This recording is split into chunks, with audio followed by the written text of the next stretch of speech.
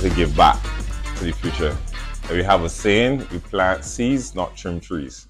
So we don't do adult classes, we only cater for kids. At the camp, we start with the basics, food costing, menu writing, we do breakfast cooking, we do lunch preparation, dinner preparations, baking.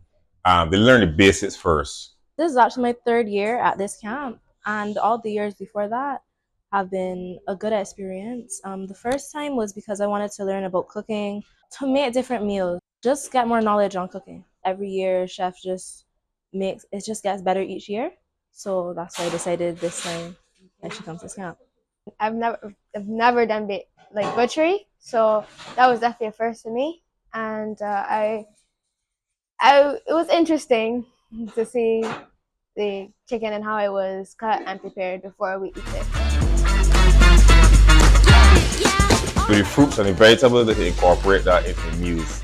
So that a lot of kids don't like vegetables, so some things you gotta force them to eat it. Or put it in the rice, or put it in the pasta, or put it somewhere that they can't see it. But still try to show them different cooking techniques, because the techniques that is what's caused the unhealthiness.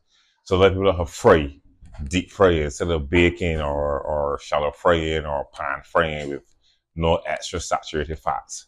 So all of the barbecuing, all this are a little more healthier than actually what we encourage them to eat, their fried food, all the grease and the gravies and all that. So the classes are shaped and geared towards that, especially working along too as well with the Ministry of Health and Wellness, the JS team, into healthy productions of meals.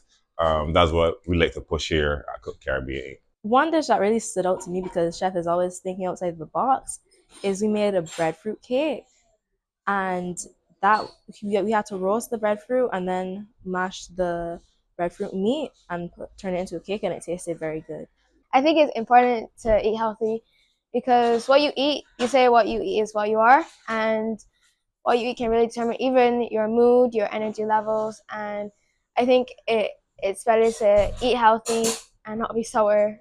Eating healthy doesn't mean you gotta go and buy a multi-grain whole wheat, something that costs $15, $16. Again, it's the techniques, it's the methods, it's the portion sizes that we need to watch, because we as Bajans, we get the Sunday food is a big plate of food with everything on top of it, rice, pie, gravy, little pie, eat that lunch, so you eat that on the evening, you can't work Monday and Tuesday, right? And then you stop by some fast food restaurant, Wednesday, Thursday, Friday. But cooking home more, cooking, boiling and stewing and braising with less of these ingredients, eating less quantities could make the big difference for some person eating healthy. There's some small things like not really frying the meat as much, incorporating vegetables in the starches that you use, like rice and pasta, and not really using so much oil when you cook, things like that I think I'll be using elsewhere.